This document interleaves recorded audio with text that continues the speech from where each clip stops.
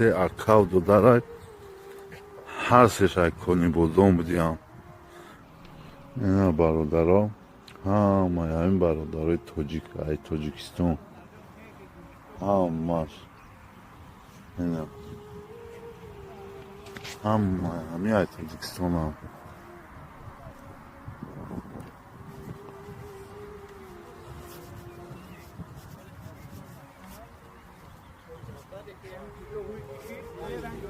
ина ҷаҳонгир ҷои акай тоҷ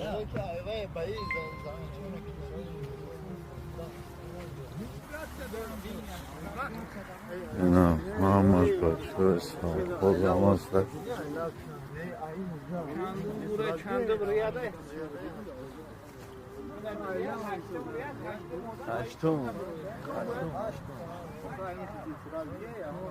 ҳаштум риял ҳаштум одам буданд. ахай намҷа се аккаунт додарад ҳар се шайкони бозон будиам. як ташқича якуми мард дор кашидагӣ будай, як таи дигар ҳамин якуми апрел будай. акай шӯхӣ ба шӯхӣ дар дилаши ҳамуш задай, ҷо ба ҷо ғелдай мурдай, ана бо уша свет задай мурдай.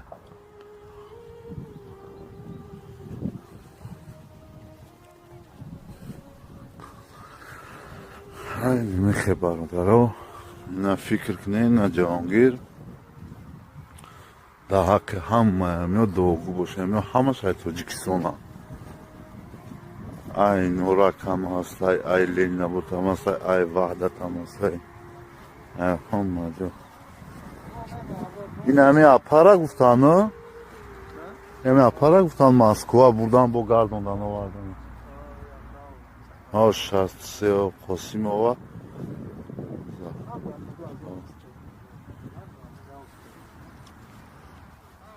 дар ҳақиқатан нигоҳ ҳамаш ҳамин 2020 ай.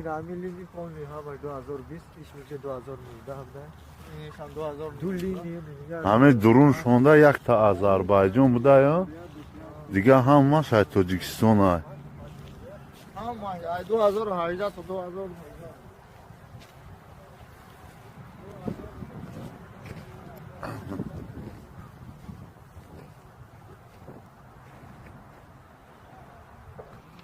ина бародаро ҳамаи ҳамин бародарои тоҷик ай Тоҷикистон ҳамаш ина ҳамаи ҳамин ай Тоҷикистонам.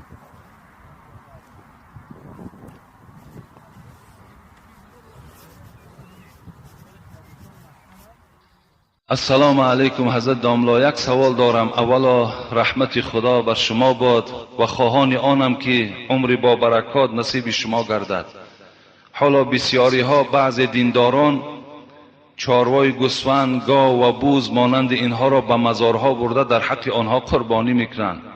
оё ин мувофиқи ислом дуруст аст? қурбонӣ мегӯянд фақат барои аллоҳ ҷоиз аст, ба ғайри аллоҳ мегӯянд ширк аст. این درست است؟ با احترام یکی از محبان شما التماس همین روز جواب دهید. در این باب شما صحبت داشتم.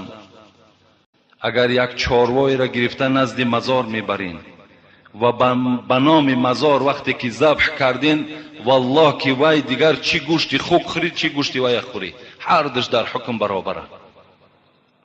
به نام انسان ذبح نمیکند.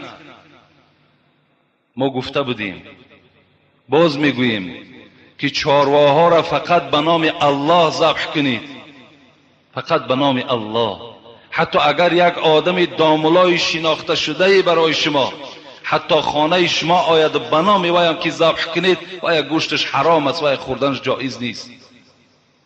فقط انسان هر یک قربانی که میکنین، هر یک مالی را که ذبح میکنین، فقط بسم الله الله اکبر. ما از حساب همین مزارها اینقدر ملامت ها شنیدیم، لیکن میلش باز میگوییم من فقط میخواهم که شما زیارت درست به جا بیارید. باز میگویم من به مزارها، به اون حضرت هایی که در این وادی های ما و شما خوابیدن، من به اونها سر به سر نمیشوم. اونها هم یکی از دوستان خدا هستند، اونها هم خدمت کرده در راه اسلام هستند.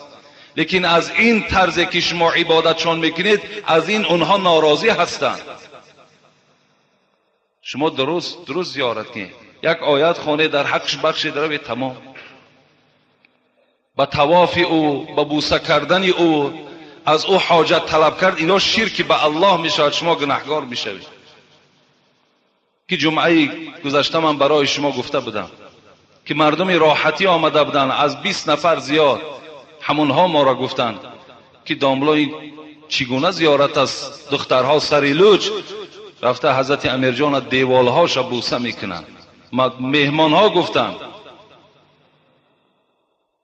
جوانای عزیز، من به همه شما باز مراجعت میکنم که این سخنهای مرا درست فهمید و آن گونه‌ای که من برای شما تعلیم میدهم انا همین راه درست تعلیمش انا همین است. انا همین گونه شما برای زیارت روید. زیارت، مقصد از زیارت فقط یادآور شدن از روز مرگ خودتان است که انسان باید که یادآور شود که من روز از روزها چیکار میکنم، وارد قبر میشم.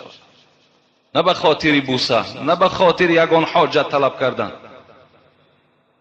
و مالی که میکشید، قربانی که میکنید، اینقدر شما اگر دوستدار حضرت امیرجان و حضرت سلطان ویس قرنی و دیگر بزرگوارها باشید، در همون خانه‌تان کشید. همسایه های فقیر بیچاره و مسکین دارید، در همونها خام تلاش کنید. انشاءالله ثواب همو بر روح همونها میرسد. این جای پوشیدش نیست.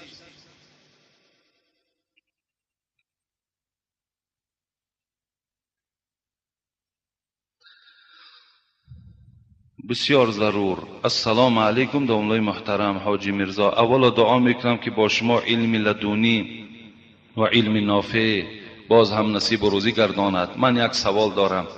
آیا زرد میلش هر کی ما را ملامت میکنه کردن گیره، این منبر جای ملامت است، اینجا جای استراحت نیست. اینجا جای هست که این وقتی من این صحبت میکنم به ضرر چندین نفر آدم است. بعضی آدم ها باور کنین از مزارها آمده شکایت کردن که زیارتچی کم شده است. دوست را پیغمبر گفتن ممکن یا ممکن نه. آیا خدا را اعتراف میکرد نمیکرد؟ من وقتی به تاریخ نظر کردم 90% مورخها به این رفتگی هستند که زردوشت منجم بود. یعنی گویم یگان حکیمی بود. در پیغمبریش هیچ دلیل‌های وجود ندارد. حتی در همین 4 کتابی که چه انجیل، چه تورات و چه زبور و چه قرآن، در هیچ کدام این نام زردوشت ذکر شدگی نیست. از این خاطر الحمدلله که ما امروز دین داریم، دیگر حاجت نه به دین زردوشت داریم نه به دین نصرانیش داریم. مادام قرآن آمد، پیغمبر ما که آمد، همه دین ها منسوخ شده. و شما یقین دانید که این نصرانی هایی که امروز عبادت دارن، امروز حضرت عیسی را پرستش میکنند، این دین اینا خیلی تحریف شده است. این انجیل خیلی دیگرگونی ها کردگن. انجیل اساسی وجود ندارد. اگر انجیل اساسی وجود می داشت، این قصه هایی که در قرآن آمده است که حضرت عیسی نام پیغمبر ما را اون زمان ها گرفتگی بود، همه اونا باید که در قرآن می آمد یا در انجیل ثبت می شد، لیکن وجود ندارن. همه اونها را دشمن ها گرفتن. برای من نه حاجت به دین زردوشتش داریم نه به دین نصرانیش داریم. این الدین عند الله الاسلام است. فقط خدا خودش میگه دینی که در نزد من قدر دارد، دینی که در نزد من اعتراف دارد، دینی که من صاحبای اون روز قیامت نجات میتونم، فقط اسلام است و خلاص. به هیچ نرخ، به هیچ منصب دین هاتون نفروشین که این دنیای 2 روزه است. فردا پشیمان میشوین، دیگر فایده تان میکنه. امروز بسیاری ها آمده میگویند که برادرها با چند مبلغ دین ها دین فروشی میکنن و دیگر میکنن. من انشاءالله باوری دارم این مردم ما هیچگاه به این دین قدم نمیزند. هیچگاه. انشاءالله باوری کامل است.